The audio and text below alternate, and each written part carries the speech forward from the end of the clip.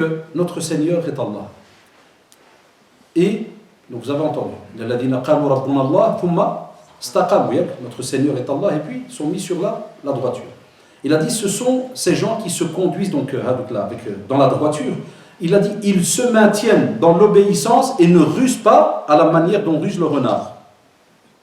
Subhanallah. C'est-à-dire, c'est des gens que normalement tu es en confiance avec eux. Quand je vous parle de ce double visage, eh bien, Sahaba radallahu alayhim, comme vous le voyez là, ils ont compris vraiment que le musulman, celui à qui il doit plaire, en premier, c'est Allah subhanahu wa ta'ala. Si on apprend ça à nos enfants, eh bien, on n'aura pas d'enfants qui grandissent en ayant quoi? Juste la peur de leur père. Juste la peur de flemme. J'espère que la nouvelle génération, on a toujours des drôles d'habitudes. Par exemple, chez nous, côté maghrébin, dès qu'un enfant commence à faire zda quand il est petit, on lui apprend déjà depuis qu'il est petit à avoir peur d'un certain qui s'appelle Bouloulou. Bouloulou. C'est quoi être Bouloulou? Depuis qu'il est petit, allez, Bouloulou. Le type, il grandit depuis 10 ans, Bouloulou. C'est qui Bouloulou? Il est à la porte la nuit, Bouloulou. Allah ibarak l'aqida, mon frère. Ah, puis il va grandir à l'aise, Bouloulou. Après, ce qui est beau, c'est que dès qu'il va avoir un certain âge, et là c'est le top, c'est là qu'il va remarquer que son père, sa mère, c'est des menteurs. Dès qu'on va lui dire non, Bouloulou, c'était juste pour te faire peur. C'est bien, jamais il va te dire ça. Alhamdulillah, qu'il ne va pas te dire merci les menteurs. C'est juste, mais dans la pratique, mensonge ou pas? C'est un mensonge. De quoi tu as l'air? On ne fait pas attention des fois à ce qu'on sort. Et on leur apprend comme ça depuis qu'ils sont petits, à chaque fois on rajoute des petites choses. Notre religion, il y a tellement d'aspects, tellement de manières de discuter, même quand nos enfants sont petits. Quand tu vois le hadith, on en a déjà parlé ici, vous vous rappelez? Quand Abdullah ibn Abbas, il est avec le prophète, sallallahu alayhi wa sallam, il le fait monter avec lui sur la monture, il est assis derrière. Vous vous rappelez quand il a dit Ihfadillah, il a dit donc Ya Ghulam, on comprend qu'il est encore petit. Il a dit viens, je vais t'apprendre quelques paroles très très importantes. Ihfadillah, yahfad. Protège la religion, Allah subhanahu wa ta'ala, il te protège. Vous vous rappelez ce long hadith? Ça c'est les vrais cours qu'on donne, même depuis qu'ils sont petits et qu'ils grandissent. Il y a un petit souci, viens. Qui t'a créé? D'où tu viens? C'est qui est au-dessus des cieux? Le prophète il a fait le hadith al-Jariya très connu avec la petite enfant servante. Il est venu, il lui a dit où est Allah? Il lui a posé la question où est Allah? Il a dit il est au-dessus des cieux. Et qui je suis? Moi, il a dit Mohammed, tu es le messager. Il a demandé à son responsable, t'es comme esclave, il a dit libère-la. C'est une croyante. Jamais dans notre religion on a dénigré les petits. Les petits, je l'ai toujours dit dans les doros, c'est des éponges. Une éponge, vous savez ce que c'est? Dès que tu la mets sur l'eau, qu'est-ce qu'elle fait? Elle souffle tout. Ça, c'est nos enfants. On les sous-estime d'une manière incroyable, les shabab. Wallahi, on les sous-estime. On a toujours l'impression. On entend des fois, parce que nous on a grandi, on entend souvent nos parents des fois, quand ils parlent d'un petit, avec le bargouche, le bridge. C'est un ordinateur avec le bargouche. Wallah, il garde tout dans sa tête. Tous les détails, il est au courant de tout. Des fois, il est assis sur le fauteuil, tu crois qu'il est mort. Il est au courant de tout ce que tu as raconté à ton épouse. Je le vois à la maison. Des fois, je dis juste à Al-Mra, Inch'Allah, demain, on va les prendre là. Je parle doucement, là, je dis, on va faire ça, on va faire ça. Bismillah ar-Rahman ar-Rahim. 2 secondes après, à quelle heure on sort demain, Inch'Allah? Vous étiez où? Sinon, tu dormais pas? Non, j'avais les yeux fermés, mais les oreilles. Subhanallah. Donc, on te dit, apprenez ces règles depuis qu'ils sont petits. N'ayez pas 2 visages. Je vous en parle même si je dois répéter la phrase 3 fois, parce que nous, on est comme des médecins. C'est nous qui voyons les gens. Et nous-mêmes, on est bachar, nous-mêmes, on est passé par là. Mais donc, nous, on voit, alhamdoulilah, qu'on travaille, on a travaillé dans le social et on travaille dans une école. Donc, on voit la vie qu'ont nos jeunes. Double vie. Tout ce système-là d'arriver devant l'école, en étant habillé normal, puis une fois qu'on rentre à l'école et on sort son trousseau de maquillage, son bazar, son ceci, et tu les trouves à l'entrée, tous en train de faire la file devant la petite vitre là pour se faire belle, ceci, cela, et les garçons qui ressortent ceci, même des garçons, ils se ressortent une autre veste avec des... Et puis dès qu'ils terminent à 3h30, de nouveau la file. Et ils sont tous près des lavabos, aller se relaver le visage. Même ceux qui nettoient l'école, ils rigolent, ils disent le lavabo il est bourré de fond de teint et de maquillage. Salam Allah. Et puis après, il rentre à la maison, Allahu Akbar, comme si de rien n'était. Et les parents, ils sont heureux, ils sont contents, parce qu'il n'y a pas de communication, pas de souci. Et pire encore, moi je vais plus loin, c'est que ces enfants-là, subhanallah, un jour, ils ont voulu, parce qu'ils ont aimé ça, c'est humain, de vouloir par exemple se maquiller, ou ceci ou cela, il n'y a pas de souci. Wallah, shabab, il n'y a pas de souci. Mais tellement ils ont vu, il n'y a pas de communication, il n'y a pas de discussion, haram, haram, haram, et ça s'arrête là et on ne discute pas, qu'est-ce qu'ils font alors? Eh bien, ils vont fonctionner à leur manière. Et on va faire les choses à notre manière. Parce qu'on ne s'assit pas pour prendre le temps de discuter, des fois même, je vais plus loin, ça va peut-être vous étonner. Est-ce qu'on prend la peine, quand des fois les petites filles, elles arrivent à un certain âge là, où elles aiment bien être un petit peu, comme on dit, jolies, attirantes, est-ce qu'on ose dans nos familles des fois faire une petite... Moi je l'ai vu de mes yeux, Wallahi, je l'ai vu de mes yeux, ils font une petite tqsira contre les petites filles, et elles font des petits maquillages, ils mettent leur petit hijab, leur kada et tout, et ils font des anachid ou kada. Pour elle, c'est plus un truc haram, elle le comprend, elle sait ce que c'est. Et puis le walidine, ils font un petit jalsa, kada, vous voyez, vous avez aimé, il n'y a que faire kada. Lakin voilà, britul jannah, vous voulez le jannah et tout. Ben Allah subhanahu wa ta'ala, il vous demande juste de patienter. Voilà, juste de patienter. Pour ce sujet-là, l'ard alikum, il a de sabro, si vous patientez, vous ne mettez pas cela en pratique dans certains endroits, kada, Allah subhanahu wa ta'ala, il vous récompense. Voilà, mais soyez honnête, si vous sentez que vous n'êtes pas d'accord avec ce que je viens de dire, Wallah, la porte elle est ouverte, discutez, revenez, montez à votre aise dans votre chambre, réfléchissez, et si vous sentez, vous dites non, je ne suis pas d'accord, ça on n'ose pas dire à nos enfants. Dire à nos enfants non, je ne suis pas d'accord, il y en a qui vont dire, ah frère, tu racontes là maintenant, tu les rends fous. Il n'y a pas de souci, testez, vous allez voir. Quand je parle à mes élèves, quand je donne les cours de religion islamique, quand je dis à Jéhari, pourquoi tu n'as pas peur de haram? Écoutez bien mes questions, parce que je parle cash avec eux. Parce que Allah, ils me respectent. Et je dis, pourquoi tu n'as pas peur du haram? Parce que je le vois, il fait quelque chose, c'est mon séba devant Allah. Et je dis, explique-moi, qu'est-ce qui fait que tu n'as même pas une petite pointe où tu te dis, ya Allah, si Allah me voit, pourquoi? La première seconde, l'enfant il est choqué, il me regarde. C'était jeune, des ados, parce que je donne cours qu'aux grands, c'est des adolescents. Il me regarde étonné. Je dis, pourquoi tu es étonné? Il dit, je vais me poser la question. Ça fait des années que je suis comme ça, moi, j'y pense même pas. Ça devient même automatique chez lui. Et voici, il meurt dans cet état. Tu voudrais voir ton enfant demain, ton fils, ta fille, entendre un appel qui dira, Khudhuhu farulluh. Tu voudras cela? Qu'on dise de le prendre, de l'enchaîner et en enfer on le jette? Là, tu vas me dire, Allahu Akbar, jamais. Voilà pourquoi on dit aujourd'hui, ouvre la discussion avec les enfants. Ils entendent un tas de choses, ils voient un tas de choses. Ouvre la discussion, laisse la porte ouverte. Aussi, le prophète sallallahu alayhi wa sallam, pour vous montrer la preuve, c'est rapporté l'imam Ahmed, muslim, on vous dit la preuve que c'est pas facile, c'est dur. Eh bien, le prophète sallallahu alayhi wa sallam lui-même le dit.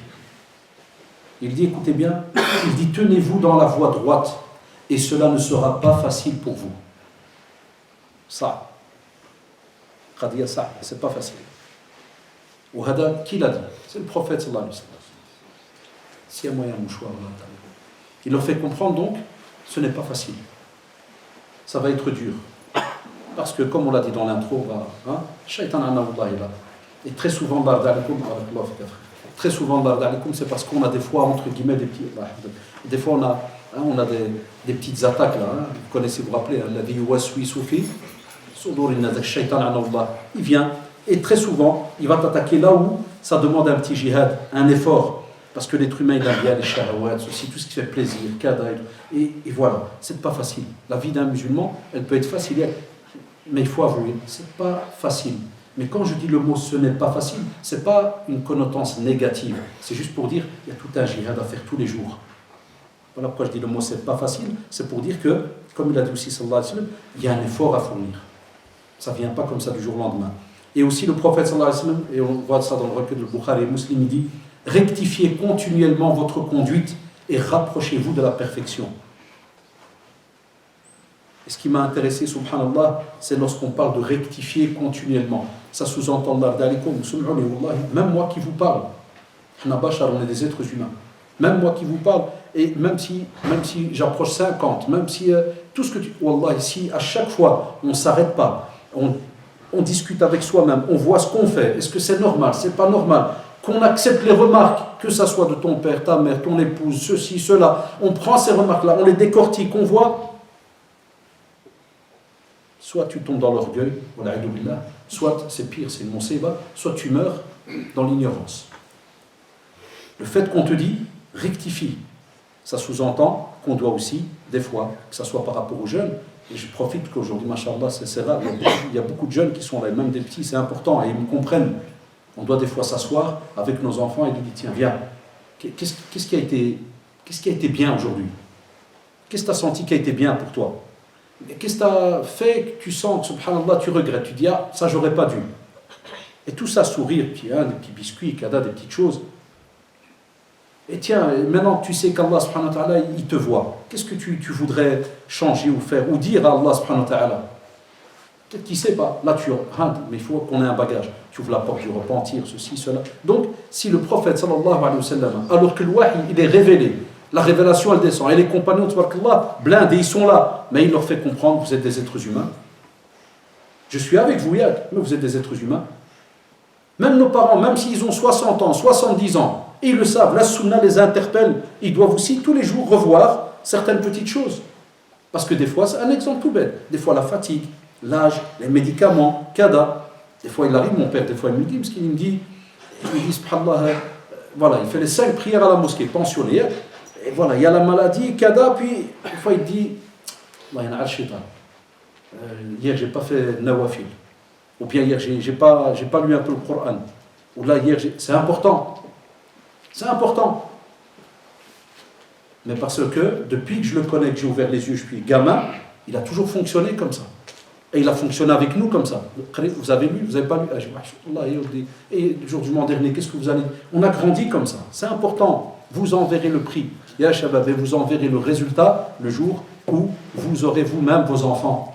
Vous serez content d'être capable de leur apporter quelque chose pour que justement, ce petite chose-là que vous allez lui apporter, ça va l'aider dans sa droiture. Ou sinon, comme on le voit aujourd'hui, une des crises qu'on a dans les familles, c'est que les gosses, ils sont là, mais comme des poussins. Wallah, ils sont là, ils mangent, ils dorment. Et quand je leur demande en classe, est-ce que vous avez des petits doros avec vos parents à la maison, des petits... Enfin, non. Vous ne faites pas une halaqa une fois par semaine, papa, maman, les enfants, vous discutez sur une question de religion? Non. Vous savez combien de familles vivent comme ça? Wallah, vous serez étonnés. Des familles, depuis que je fais par exemple les médiations de couple, tout le temps je leur pose la question. Qu'est-ce que vous avez comme programme qui va vous aider dans le domaine de l'istiqama, de rester rattaché ferme à votre religion? Il y en a plein. Non, frère. Ouais, des fois, je reçois des petites vidéos sur WhatsApp. Alhamdoulilah qu'il y a de WhatsApp des fois, il y a encore. Il y en a qui rigolent parce qu'ils savent que ça dépend quelle vidéo il y a. Très souvent, WhatsApp, c'est plus kahkir qu'autre chose. On envoie un peu de tout derrière, puis tu as toujours un petit frère muse là qui t'envoie des lecteurs de Coran, kada, il dérange, tu rigoles frère, il dérange ce type-là. Chaque fois il t'envoie, wallah, subhanallah. Non. Aussi, si jamais tu es empêché, tu sens que tu essayes d'aller dans cette droiture et tu sens que c'est un peu dur, on te dit ne lâche pas. Et le prophète sallallahu alayhi wa sallam dans Sahih Muslim, il dit soyez droit et tentez de vous approcher de la droiture et sachez qu'aucun d'entre vous ne sera sauvé grâce à son œuvre. C'est un hadith très connu. Après on va lui dire même toi ya Rasulullah, il va dire même moi, il y a ceux qui me demandent, là, les compagnons, il dit même moi, même à celui que vous êtes en train de demander. Il dit sauf si Allah subhanahu wa ta'ala ne me comble pas de sa miséricorde et de sa faveur. S'il n'y avait pas la rahma d'Allah subhanahu wa ta'ala, il y a shabab sur nous, cette miséricorde sur nous, Allah, ça serait catastrophique. Et c'est pour cela, Allah yarda alaykoum, si je vous cite cette tradition, c'est pour vous montrer et que vous arrêtiez un peu dans votre tête quelques secondes et vous dites, subhanallah, tous ces hadiths qu'on vient de citer, les 3 là ou 4, ça a été dit au temps du prophète sallallahu alayhi wa sallam, où les musulmans, mashallah, ils sont là, à l'aise, le Coran il est révélé, ils sont heureux, ils ont une communauté même, mashallah, à Médine. Et même comme ça, il leur fait comprendre, c'est dur. Alors là, est-ce qu'on peut faire? Que penser aujourd'hui? Facile? Oui, il y a d'office un effort à fournir, en plus par rapport à cette communauté qui vivait avec le prophète sallallahu alayhi wa sallam. Aussi, Allah d'alikum, lorsqu'on parle de la droiture, les savants ils ont dit, on la retrouve dans les intentions et les paroles et les actes. Hatta nawaya, hatta niya que tu as, l'intention que tu as, on te dit s'il te plaît. Et une bonne intention. Une intention qui soit juste, qui soit sur la droiture. Par exemple, très facile, et vous le savez, lorsque des fois tu as commencé à penser à vouloir faire un mal à quelqu'un dans ta tête. C'est de la droiture, ça? Jamais. Ça nous arrive d'y penser. Donc on te dit, Allah d'alik, même dans tes intentions. C'est pour ça qu'on nous demande très souvent dans la sunna de revoir nos intentions. Donc, revoyez vos intentions. Même un acte, ya shabab, que vous êtes habitué à faire tout le temps, arrêtez-vous. Même ceux qui étudient le Coran, ceux qui font de la théologie, ceux qui font des belles activités, ceci, arrête-toi des fois. Revois ton intention. Est-ce qu'il y a dedans de la sincérité? Est-ce que l'ikhlas n'a pas été un peu touché? Pourquoi? Regardez, même nous qui faisons les doros, nos mashayikh, Allah yajazoum bikhir, on comprend ça maintenant, après un certain âge. Ils nous le disaient, ils nous disaient, shabab, on était un groupe à peu près d'une dizaine. Quand on étudiait chez Cheikh Mohammed Toujgani Hafidahullah, on était une dizaine. Qui est resté dans la da'wa? Wallahi, maximum, on est resté 3. Maximum. Tout ça, je vous parle, c'est